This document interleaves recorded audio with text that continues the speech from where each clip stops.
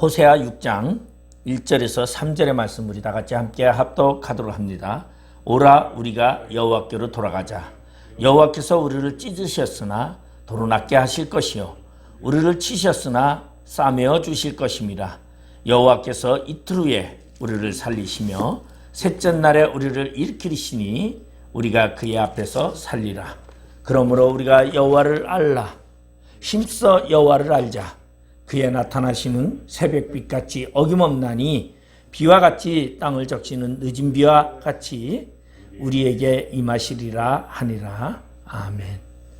오늘 호세아 6장 1절에서 3절의 말씀을 보면 여호와께로 돌아가자. 그리하면 살리라. 그렇게 말하는 이야기입니다.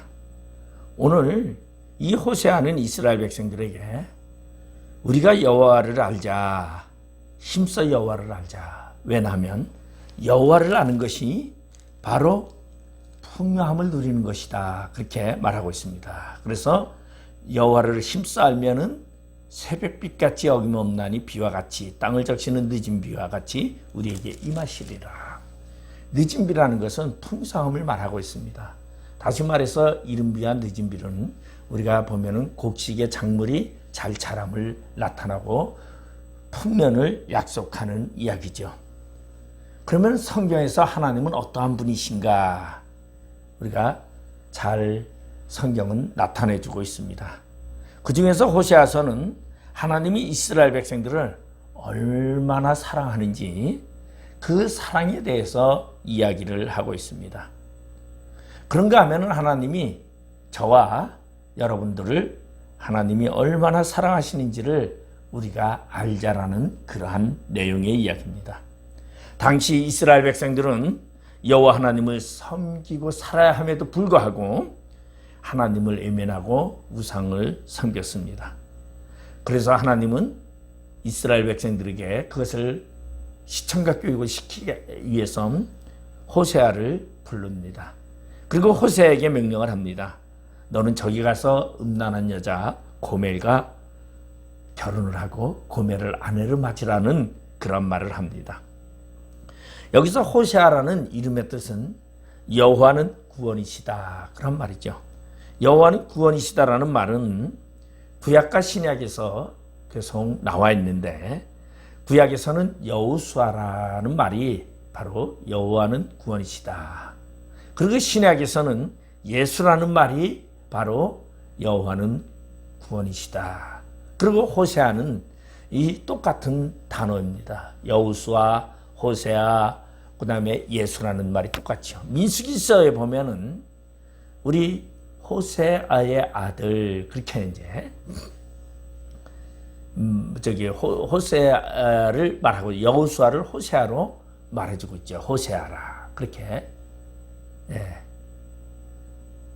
바로 이러한 여호와는 구원이시다라는 이 말의 뜻은 결국은 예수님을 표현하는 것입니다. 그리스도 예수를 상징하는 그러한 표현이죠. 그래서 하나님께서 이 호세아에게 말합니다. 너는 가서 음란한 여자 고멜을 맞이해서 아내를 삼으라. 여기서 음란한 여자 고멜이라는 뜻은 끝이라는 뜻이고 완전이라는, 다시 말해서 음란한 여자, 아주 다시 말해서 추함의 끝판이라고 볼 수 있죠. 그래서 쉽게 얘기하면은 창녀라고도 많이 말할 수도 있습니다. 죄악에 완전히 빠져버린 그러한 이름난 창녀라고 말할 수 있죠. 다시 말해서 이러한 이 여자는 스스로 빠져나올 수 없는 그러한 음란한 여자입니다. 고멜은 스스로 구원을 받을 수가 없는 완전 타락한 그러한 죄인이 나와 그리고 여러분들을 표현하고 있다고 볼 수 있습니다. 그래서 우리는 스스로 구원받을 수 없는 완전 타락한 인간이요 타락한 죄인들입니다. 그래서 하나님께서 독생자 예수 그리스도를 우리에게 보내셔가지고 우리를, 죄인인 우리를 예수 그리스도의 신부로 삼아주셨습니다. 이와 같이 오늘 호세아를 통해서 고멜과 결혼하게 하시고 그 고멜을 구원하는 사건, 이것을 통하여 오늘 우리에게 보여주는 예수 그리스도의 영적 신랑, 그리고 예수 그리스도의 영적인 신부인 우리를 표현하고 있습니다. 우리는 사랑할 자격도 없고 구원할 자격도 없지만은 신랑 되신 예수께서 우리의 구원자가 되어주셔서 값을 지불하시고 오늘 우리를 구원해 주시는 그 사건의 이야기라고 말할 수 있습니다. 오늘 고멜은 하나님의 사람 선지자 호세아의 아내가 될 수 없습니다. 그런 음란한 여자임에도 불구하고 하나님께서 그를 불러서 호세아를 통해서 그를 구원케 하시고 그리고 호세아의 아내가 되게 하는 놀라운 하나님의 은혜를 표현하고 있고, 그러면서 여기에서 은혜와 사랑을 이야기하고 있습니다. 바로 우리는 영적으로 죄 많은 사람이지만 하나님께서 우리를 얼마나 사랑하시는지, 그 사랑 때문에 하나님께서 예수 그리스도를 우리에게 보내사 예수의 신부가 되게 하시고 영적인 예수 그리스도의 신부로서 우리를 거룩하게 하셨다. 이것을 가르쳐주고 있는 것이죠. 이 호세아 1장에서 3장은 제가 과거에 논문을 썼던 그러한 곳이기도 합니다. 그래서 과거에 이제 구속사로 본 호세아를 통해서 본 구원론, 예수 그리스도의 구원론을 제가 이제 논문을 한번 쓴 적이 있습니다. 이 오늘 고멜과 같은 이 사람은 어떠한 사람입니까?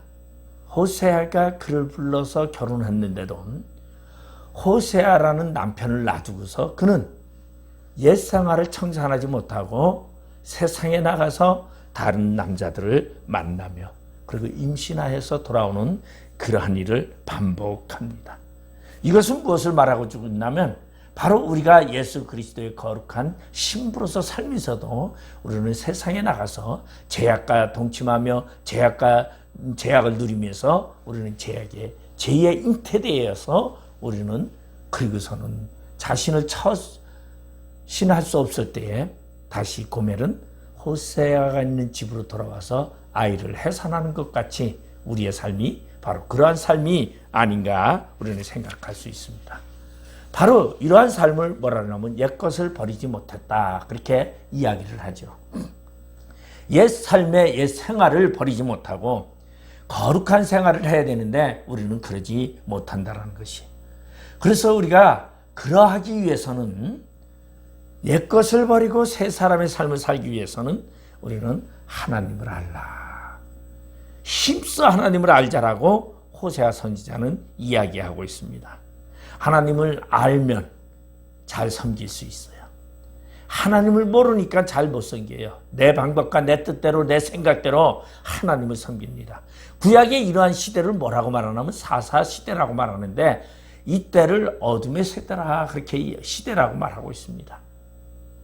자기 소견대로 자기 방법대로 여호와를 섬겼더라. 하나님의 방법이 아닌 자기 방법대로 오늘날 우리도 그렇게 살아가고 있다는 것이죠. 그러면 우리가 오늘날 우리가 하나님을 알면은 어떻게 우리가 살아갑니까? 하나님의 방법, 하나님의 뜻을 알고 하나님을 섬기게 된다는 것이죠. 우리는 다윗이 하나님을 사랑하는 마음에서 언약궤를 다윗성으로 옮기고자 합니다. 무척 소중하고 귀한 마음이죠. 그런데 그는 그 언약궤를 어떻게 새 수레에, 그리고 소에게 멍에를 메어서 새 수레에 언약궤를 싣고 오다가 타작마당을 지나가는 동안에 소가 놀라서 뛰는 바람에 어떻게 됩니까? 웃사가 죽게 되고 다윗은 그것을 멈추게 됩니다. 하나님을 향한 열정이 있어도 자신의 방법대로 하나님의 규례를 모르고 그렇게 하다 보니까 그러한 저주가 임했던 것이죠. 그런데 그가 나중에 하나님의 법도를 알게 되고 레위 제사장들을 불러서 언약궤를 메고 다윗성으로 올라갈 때는 그가 진정으로 춤을 추며 기뻐하며 50여 규지도로 하나님을 찬양했던 것을 볼 수가 있습니다. 이와 같이 우리도 하나님을 알고 하나님을 섬겨야 한다는 것입니다. 그래서 하나님을 안다라는 것이 얼마나 소중한지 봅니다. 우리가 아무리 예배하고 아무리 열심을 다하고 열정을 다해도 하나님을 알지 못하고 하는 것은 하나님이 기뻐 받으시지 않는다라는 것이. 그러나 하나님을 알게 되면은 우리가 비록 초절한 모습으로, 사람도 별로 없는 모습으로, 예물도 제대로 드리지 못하는 마음으로도 예배를 드려도 하나님은 그 예배를 기뻐 받으신다는 거죠. 바로 하나님이 원하시는 그 방법대로 예배해야 된다는 것입니다. 우리 모세가 시내산에 올라가서 하나님의 말씀을 받기 위해서 시내산에 올라갔을 때 내려오지 않으니까 이스라엘 백성들이 어떻게 합니까? 야, 모세가 죽었다. 아론에게 찾아가서 모세가 죽었으니 어떻게 하겠냐? 그때 아론이 그들을 향해서 금을 가져와라. 그리고서는 그들에게 송아지를 만들어서, 행상을 만들어서 그들에게 줍니다. 너희들을 인도해낸 너희의 신이다. 그들이 그 송아지를 메고 즐거워하면서 뛰었는데 어떻게 됐습니까? 하나님이 그것을 보고 분노하사 하나님이 그들을 다 죽이셨던 것을 볼 수 있습니다. 이와 같이 하나님을 아는 것이 얼마나 소중한지를 모릅니다. 우리가 제사를 드릴 때 우리의 방법이 아니라, 우리의 간섭이 아니라 하나님을 알고 하나님의 방법대로 드려야 된다는 것이죠. 그러면은 하나님을 알게 되면 어떻게 된다고요? 오늘 보니까 하나님이 너희에게 늦은 비를 주사 풍성함이 주신다는 거죠. 그리고 무엇을 새벽빛같이 하나님의 인재와 하나님의 풍성함으로 함께 하신다는 것입니다. 자, 그러면 오늘 본문에 먼저 1절에 보면은 오라 우리가 여호와께로 돌아가자. 여호와께서 우리를 찢으셨으나 도로 낫게 하실 것이요 우리를 치셨으나 싸매어 주실 것이로다. 그러면 제일 먼저 해야 되는 것이 뭐냐면 여호와를 알기 위해서는 여호와께로 돌아가야 된다는 것입니다. 호세아 선지자는 너희가 하나님을 알고자 하느냐? 하나님께 알고자 한다면 하나님께로 돌아와라고 말하고 있습니다. 하나님께로 돌아오는 것이 왜 필요합니까? 하나님께로 돌아와야 하나님을 알 수 있습니다. 오늘 여기 고멜이라는 여자가 호세아를 떠나서 시장 바닥에 있다면 그는 버림받을 수밖에 없어요. 그가 호세아에게 이끌려 호세아의 집에 와야 그는 편안함을 느낄 수가 있다라는 것이죠. 이 고멜이라는 사람은 무질서입니다. 방탕합니다. 그런데 호세아는 그 아내를 끝까지 용서하시는 그 호세아의 사랑의 이야기를 우리는 보면서 우리는 무엇을 생각합니까? 하나님이 우리를 방탕하고 무질서하는 우리를 끝까지 사랑하시면서 우리가 돌아오기를 기다리시는 그 하나님, 그것을 발견해야 됩니다. 그러면 하나님은 어떤 하나님이냐? 우리를 끝까지 사랑하면서 끝까지 인내하며 우리를 기다리시는 그 하나님. 너희들이 하나님을 알고자 한다면 하나님이 기다리시며 너희를 반기기 위해서 오늘도 문 열어놓고 계시는 그 하나님께로 돌아오라고 말하고 있습니다. 호세아는 이 고멜과 결혼하기 위해서 이미 돈을 지불하고 그리고 고멜을 부인으로 맞이하게 됩니다. 그래서 그는 그랬는데 이 고멜이 호세아를 떠나서 또 이제 늙어가지고 버림받아서 시장바닥에 벼러졌을 때 또 호세아를 보내서 값을 치르고 그리고서는 고멜을 또다시 데려옵니다. 근데 가장 중요한 것은 그러한 고멜이라 할지라도 호세아의 집에 들어왔을 때 평안을 누릴 수 있다는 거죠. 하나님은 우리를 오늘도 기다리고 계세요. 그리고 우리에게 돌아오기를 바라고 있습니다. 그래서 하나님은 오라 우리가 여호와께로 돌아가자 그렇게 말하는 이 호세아 선지자의 이 예언을 통하여 하나님은 여호와께로 오기를 바랍니다. 여호와께로 돌아온다라는 것은 무엇을 말하고 있냐면 하나님의 영역 안에 거하는 것을 말하고 있습니다. 다시 말해서 우리는 이 세상의 삶에서 세상의 영역 속에 오늘도 우리는 살아가고 있습니다. 그런데 하나님의 영역 안으로 우리가 들어가야 된다는 것이죠. 그래야 우리가 무엇을 구원의 백성으로서의 삶을 살아갈 수 있는 것입니다. 그래서 사도 바울은 예수님을 알고 나서 이러한 고백을 했습니다. 고린도전서 15장 10절에 보면은 그러나 내가 나된 것은 하나님의 은혜로 된 것이니 내게 주신 그의 은혜가 헛되지 아니하여 내가 모든 사도보다 더 많이 수고하였으나 내가 한 것이 아니요 오직 나와 함께 하신 하나님의 은혜로다. 진정으로 사도 바울은 예수를 알고 나서 하나님을 알고 나서 나의 모든 삶은 하나님의 은혜였더라. 바로 그렇게 고백하고 있습니다. 오늘 우리의 삶은 누가 하나님의 은혜였더라. 지금 나의 삶이 풍족하지 못해도 지금껏 내가 살아온 이 정도만 하더라도 이것이 하나님의 은혜였더라고 우리는 고백할 수 있어야 됩니다. 바로 그러한 고백이 무엇입니까? 하나님께로 돌아오는 것이죠.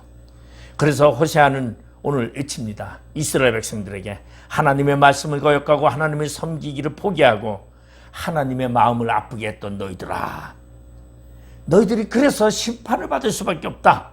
그러니 하나님의 징계가 임하기 전에 너희들 하나님께로 돌아와라. 하나님은 너희에게 은혜 베풀기를 원하노라고 말하고 있습니다. 오늘 우리는 하나님께 돌아와야 합니다. 그런데 오늘 하나님께 돌아오라고 여호와께서 우리를 찢으셨으나 우리를 치셨으나 그렇게 얘기를 하고 있죠. 지금 내 형편이 나의 환경이 찢었다라는 것은 무엇을 말합니까? 우리 사자가 먹잇감을 먹기 위해서 그것을 먹이를 찢는 것을 표현하는 단어입니다. 다시 말해서 찢었다라는 것은 복구불능이라는 것이죠. 근데 우리가 하나님의 징계를 맞아서 우리가 복구불능의 상황까지 갔다 할지라도 하나님께로 돌아오면 어떻게 하신다? 도로 낫게 하실 것이요. 우리를 치셨으나 어떻게 하신다고요? 싸매어 주실 것이다. 그렇게 말하고 있습니다. 더 이상 회복이 불가능한 우리를 하나님은 회복케 하신다는 거죠. 우리의 고통이 힘들고 어렵지만 하나님은 우리의 고통을 다 잠재우시고 평안으로 우리를 채워주신다는 것입니다. 이것이 바로 하나님의 능력이라는 것입니다. 우리가 하나님께로 돌아오기만을 바라는 그러한 하나님, 우리가 돌아오기만 하면 하나님은 언제든지 우리를 회복시켜 주시고 우리에게 능력을 주시고 그리고 우리가 모든 것을 할 수 있게끔 하나님은 우리를 지켜주신다는 것입니다. 그렇기 때문에 우리는 고통 가운데 있지 말고 찢겨진 상처 속에 남아있는 것이 아니라 우리는 하나님께로 돌아가는 그런 자가 돼야 돼요. 그러면 어떻게 되느냐? 2절에 보니까 여호와께서 이틀 후에 우리를 살리시며 셋째 날에 우리를 일으키시니 우리가 그의 앞에서 살리라. 그러면 살리라. 여호와께로 돌아오면 산다라는 것입니다. 때로는 우리의 삶이 하나님의 징계를 받은 것처럼 고통이 엄습할 때도 있습니다. 하나님의 채찍에 맞은 것처럼 상처로 인하여 신음하며 살아갈 때도 있습니다. 실제로 우리가 하나님의 뜻을 따라 살지 못하고 우리의 욕심의 노예가 되어서 우리가 가고 싶은 대로 내 마음대로 살아왔지만 그때 하나님이 그래서 우리를 깨닫게 하기 위해서 우리를 치시고 우리를 찢으시기도 합니다. 오늘 본문에도 하나님께서 이스라엘 백성들을 그렇게 했습니다. 이스라엘 백성들이 하나님을 떠난 죄악의 삶을 살게 되기 때문에 그들을 치시고 그들을 찢으셨습니다. 그래서 이스라엘 백성들은 세계 각처로 흩어져 버리는 디아스포라 민족이 되을 수밖에 없었고 바벨론의 포로로 잡혀갈 수밖에 없었고 그들은 그러한 삶 속에서도 하나님을 발견하게끔 하는 하나님의 계획이 그 속에 담겨 있었던 것을 볼 수 있습니다. 오늘 우리는 그러한 하나님을 우리는 알아야 합니다. 북이스라엘이 주전 722년에 아수르에 의해서 멸망할 때에 하나님은 그들의 민족을 전부 다 저 북방으로 다 흩으셨습니다. 수많은 선지자들이 이스라엘에 가서 외쳤습니다. 너희들은 하나님께로 돌아오라고 외치지만은, 그것이 살 길이라고 외치지만은 그들은 그 선지자의 말을 듣지 아니하고 하나님의 말씀을 애면했습니다. 결국은 그들은 하나님이 그들을 찢으셨고 하나님이 그들을 다 치셨습니다. 그런데 하나님이 그것으로 끝나시는 하나님이 아니에요.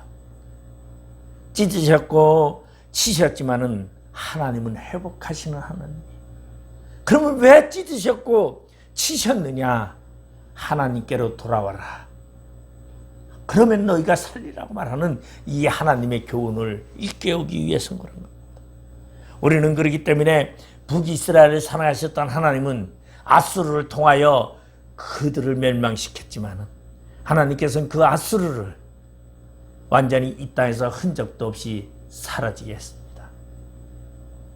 주전 612년에 바벨론과 메대를 일으켜서 아수르를 전부 멸망시키고 이 땅에서 완전히 흩어지게 하시고 사라지게 하시고, 그렇지만은 그 아수르에게 멸망했던 북이스라엘은 다시금 회복할 수 있는 기회를 줬습니다. 남유다도 주전 686년에 멸망하게 됩니다. 653년에 멸망하지만은 그 남유다도 결국 바벨론에 70년 동안 포로로 갔지만은 그들은 되돌아와서 예루살렘을 회복할 수 있었습니다. 바로 이것이 하나님의 방법입니다. 돌아와라. 그리하면 살리라. 하나님께로 돌아오지 아니하면, 하나님께서 끝까지 애면하면 그들에게 징계를 하신다라는 것입니다. 그 징계는 하나님이 사랑하시기 때문입니다. 여러분의 삶에 어려움이 있다는 것은 하나님이 여러분에게 더욱더 하나님께 부르짖고 하나님께 돌아오라는 신호라는 것을 알아야 됩니다. 그러면 우리가 돌아오라고 부르시는 그 하나님의 뜻을 알고 하나님께 돌아와 부르짖으면 하나님은 우리의 문제를 다 해결해 주십니다. 왜? 우리는 하나님의 백성이기 때문에. 하나님은 끝까지 우리를 포기하지 아니하십니다. 끝까지 우리를 사랑하신다는 것입니다. 그렇기 때문에 하나님은 우리로 돌아오게끔 하는 것입니다. 왜 나는 이래? 왜 나는 이렇게 힘들어? 왜 나는 이렇게 어려워? 너무너무 고통스러워? 여러분, 하나님께로 돌아오시고 하나님께 회개하시기 바랍니다. 분명히 하나님은 우리를 살게 하시고 회복시켜 주시는데 그 회복의 기간이 길지 않습니다. 오늘 2절에 보면 이틀 후에 우리를 살리시며 셋째 날에 우리를 일으키시니, 이거는 시간의 간격을 말하고 있어요. 희망의 말이시죠. 회복의 기간을 말하고 있어요. 이틀 후에 우리를 살리시고 셋째 날에 우리를 일으키신다는 것이면 완전히 회복시켜 주신다는 거죠. 그러면은 이틀 후에, 여러분, 이틀이라는 고통은요 참아낼 수 있습니다. 고통 속에서 기한이 정해있으면 우리는 그 기한을 참을 수 있어요. 왜? 그 기간이 끝나면 우리에게 비전이 있다고 하면 그 기간을 다 참을 수 있는데, 우리가 인내해야 하는 그 기간을 알지 못한다면 여러분, 그 고통은 너무나 힘들고 어렵습니다. 근데 오늘 여호와께서 이틀 후에 우리를 살리시며 셋째 날에 우리를 일으키신다는 이 말은, 다시 말해서 너희들을 짧은 시간 안에 회복시켜 주신다는 것이죠. 아무리 힘들고 고통스러워도 이틀만 참으면 모든 고통이 끝나고 보장을 받는다는 것이, 이것이 오늘 본문에서 말하는 하나님의 말씀입니다. 하나님께 돌아오시면 하나님께서 고쳐주시고, 그리고 그 고쳐주시는 그 하나님께 돌아와서 회복되어지는 기간도 2, 3일만 지나면 해결된다는 것입니다. 우리는 하나님께 돌아왔을 때 하나님이 우리를 살려주십니다. 그러면 하나님이 어떻게 우리를 회복시켜 주시는가? 오늘 본문 3절에 보니까 하나님은 우리를 이렇게 회복시켜 주신다고 말합니다. 그러므로 우리가 여호와를 알자. 힘써 여호와를 알자. 그의 나타나심은 새벽빛같이 어김없나니 비와 같이 땅을 적시는 늦은 비와 같이 우리에게 임하시리라 하니라. 여기서 여호와를 알자. 이 알자라는 말은 히브리어로 직접 보아서 확인하다라는 그런 뜻입니다. 그래서 우리가 하나님을 확인할 수 있어야 합니다. 그렇기 때문에 우리는 하나님을 바로 확인할 수 있어야 돼요. 우리의 신앙이 하나님을 그냥 어딘가 하늘에 있는 그냥 보이지 않는 그런 하나님이 아니라 하나님을 우리는 신으로 알아야 된다는 것이죠. 그렇게까지 알아야 된다는 것이죠. 힘써 여호와를 알자. 다시 말해서 이스라엘 백성들이 하나님을 떠나서 우상을 따라갔던 그런 삶 속에서 힘써 안다라는 건 뭐예요? 그것을 버린다라는 것이에요. 우상을 버리고 잘못된 삶을 돌이켜서 하나님께 돌아와 하나님의 계명을 지키고 하나님께 순종하면서 하나님께 온 마음을 다하여 하는 것을 힘써 여호와를 알자. 그런 표현이죠. 여러분이 힘쓴다라는 것은 무엇입니까? 무엇인가에 노력을 집중한다라는 것입니다. 하나님을 아는데 집중해야 된다는 것입니다. 그 이유가 뭡니까? 우리는 하나님의 자녀이기 때문에 자녀가 아버지를 알기 위해서 힘써야 합니다. 자녀가 아버지를 모르면요, 아버지 마음을 모르면 맨날 두들겨 맞아요. 저희 이제 집에 아이들이 둘이나 있는데 두 아들이 다 이제 장가가지고 가정을 다 꾸리고 있어요. 근데 큰 아들은 좀 고집이 좀 있어가지고 제가 화가 나도 뭐 하나면 저한테 대들어요. 그러면 제가 화가 나가지고 막 때리면 뭐라 그러냐면 아빠는 교훈적으로 자기를 훈계하는 게 아니라 아빠 화풀이를 자기한테 한다고 그렇게 말하더라고요. 근데 우리 작은 아들은요, 아빠가 화난 눈치가 딱 보이면 벌써 야, 아빠가 화났구나 슬쩍 슬슬 사라져버리고, 그리고 아빠 비유를 무지하게 잘 맞춥니다. 하나님을 안다라는 것은 힘써 아버지의 마음을 알아야 된다는 것이죠. 그것이 아버지께 순종하는 방법이에요. 근데 왜 우리는 그래야 되느냐? 우리는 하나님의 자녀이기 때문이다라는 것이. 그래서 하나님은 우리를 사랑하셔서 죄악 가운데 우리를 건져주신 하나님의 백성이기 때문에, 우리는 그 사랑을 받았기 때문에 우리는 하나님에게 경배해야 하고 하나님께 순종해야 된다는 것입니다. 그리고 또한 우리가 힘써 하나님을 알아야 하는 이유는 왜냐하면 바로 하나님께서 우리에게 풍요로운 은총을 내려주시기 때문이다라는 것이에요. 오늘 여기 보니까 그의 나타나심은 뭡니까? 인재예요. 하나님의 인재가 함께하면, 그러니까 하나님을 알면 하나님께 돌아오고, 그리고 하나님 앞에 돌아오면은 살리라. 그러면 어떻게 하나님이 우리에게 인재하시는데, 인재한다라는 것이 무엇입니까? 성령이 우리 안에서 우리를 주관한다라는 뜻 표현이죠. 그리하면은 어떻게 새벽빛같이 어김없이 비와 같이 땅을 적시는 늦은 비와 같이 우리에게 임하시리라. 하나님의 임재가 임하는데 그 임재가 무엇과 같이? 늦은 비와 같이. 늦은 비라는 것은 뭐예요? 곡물을 풍성하게 자라게 하는 거죠. 다시 말해서 우리의 삶의 풍요함을 채워주시는 사건을 말하고 있습니다. 우리가 하나님을 알고 하나님께 돌아왔을 때 하나님은 우리에게 임재하시고, 그리고 우리에게 풍요함을 주시기 때문에 우리가 하나님을 알아야 된다는 것이. 여러분, 내가 하나님의 백성이지만 하나님을 알기를 게을리하면 풍요함이 있을 수 없습니다. 여러분, 우리는 하나님을 아는데 힘써야 합니다. 그 이유는 바로 우리가 풍족하게 이 땅에서 풍요를 누리면서 살기 위한 것입니다. 마음의 평안함을 누리기 위해서 살기 위한 것입니다. 여러분, 과거에는 사자에 찢긴 먹잇감같이 찢겨지고, 그리고 치심으로 매맞음으로 고통스러웠지만 우리가 그것으로 인하여 죄악의 종된 모습으로 살아갔지만, 이제는 하나님을 알고 하나님께 돌아온다면 하나님은 우리에게 하늘의 풍요함으로, 이 땅의 풍요함으로 채워주신다는 것입니다. 그러면 왜 하나님께서 우리에게 이런 풍요함을 주시는데 왜 우리가 그런 풍요를 누리지 못하고 있습니까?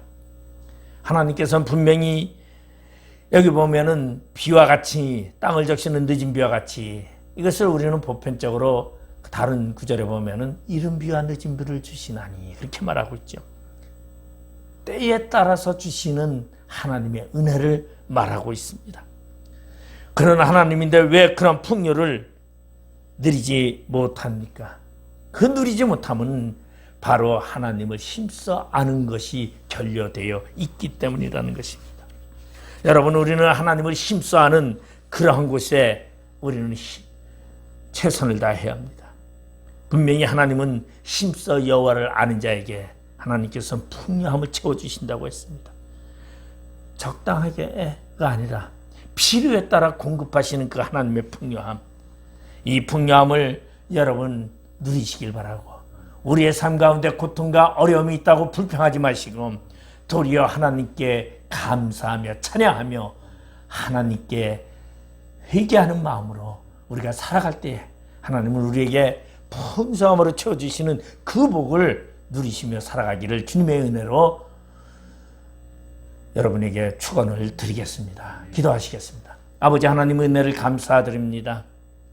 오늘도 우리와 함께 하시며 우리 가운데서 하나님을 힘써 알라고 말씀하신 이 호세의 말씀대로 우리가 하나님을 알기에 힘쓰는 저희들 되어 하나님의 풍요와 하나님의 인재를 경험하고 이 땅에서 누리며 살아가는 저희들 되게 하여 주시옵소서. 예수님의 이름으로 기도드리옵나이다. 아멘.